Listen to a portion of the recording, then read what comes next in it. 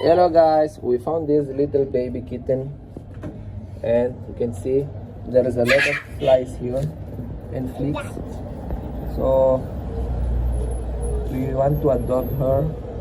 There's a lot of dusty thing here, so give him a bath. So put warm water here with Savlon and Creoline. You can buy this in any market, and you have to dry with the towel. So let's give him a bath. You must not put the water on the nose and on the eyes. Just put the kitten here inside this water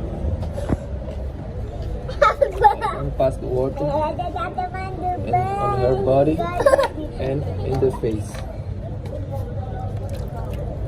like this. So all the fly will go in the flicks. After that we have to dry. So put the kitten in water for 5 minutes so the body will absorb the, you know that kittens didn't like water.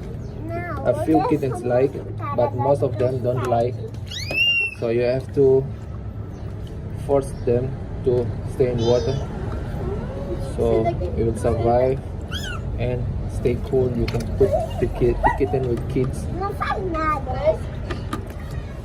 If you have another dry towel, you can put to clean her. You can see it's empty now.